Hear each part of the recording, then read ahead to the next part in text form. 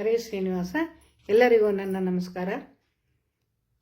ನಾನು ಈ ದಿನ ಮಂಕುತಿಮ್ಮನ ಕಗ್ಗ 852 853 ಪಠಣ ಮಾಡುತ್ತಿದ್ದೇನೆ. ಶ್ರೀಯುತ ಸುಬ್ರಾಯ ಹೆಗಡೆ ಹಾಗೂ ಲಲಿತಾ ಹೆಗಡೆ ದಂಪತಿಗಳಿಗೆ ನನ್ನ ವಂದನೆಗಳನ್ನು ತಿಳಿಸುತ್ತಾ ಇಂದಿನ ಕಗ್ಗವನ್ನು ಪ್ರಸ್ತುತಪಡಿಸುತ್ತಿದ್ದೇನೆ. ಇದು ಕನ್ನಡ ಭಗವದ್ಗೀತೆ ಎಂದೇ ಪ್ರಸಿದ್ಧವಾಗಿರುತ್ತದೆ. ಮಂಕುತಿಮ್ಮನ ಕಗ್ಗವನ್ನು ಡಿ.ವಿ.ಜಿ. ಗುಂಡಪ್ಪನವರು ಬರೆದಿರುತ್ತಾರೆ.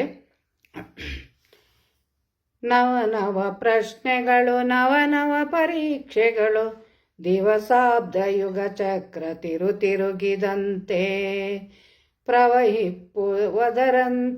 ಪೌರುಷಹಿತ ಪ್ರಜ್ಞೆ ಅವಿರತದ ಚೈತನ್ಯ ಮಂಕುತಿಮ್ಮ. ನವ ಪ್ರಶ್ನೆಗಳು, ನವ ಪರೀಕ್ಷೆಗಳು, ದಿವಸಾಬ್ದ ಯುಗ ಚಕ್ರ ತಿರುಗಿದಂತೆ ಪ್ರವಹಿಪ್ಪುವುದರಂತೆ ಪೌರುಷಹಿತ ಪ್ರಜ್ಞೆ ಅವಿರತದ ಚೈತನ್ಯ ಮಂಕುತಿಮ್ಮ. ಇದರ ಭಾವಾರ್ಥ: ದಿವಸ, ವರ್ಷ ಮತ್ತು ಯುಗಗಳು ಚಕ್ರದಂತೆ ಬಂದು ಹೋಗುತ್ತಾ ಇರುವಾಗ ಹೊಸ ಪ್ರಶ್ನೆಗಳು ಮತ್ತು ಪರೀಕ್ಷೆಗಳು ಎದುರಾಗುತ್ತವೆ.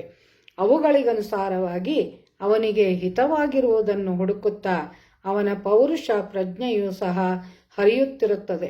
ಪರಮಾತ್ಮನ ಚೈತನ್ಯ ಈ ರೀತಿಯಾಗಿ ಬಿಡುವಿಲ್ಲದೆ ಅವಿರತವಾಗಿ ಕೆಲಸ ಮಾಡುತ್ತಾ ಇರುತ್ತದೆ ಎಂಬುದೇ ಈ ಕಗ್ಗದ ತಾತ್ಪರ್ಯ. ಡಿ.ವಿ.ಜಿ. ಗುಂಡಪ್ಪನವರು ಇಲ್ಲಿ ಪ್ರಸ್ತುತಪಡಿಸಿರುತ್ತಾರೆ.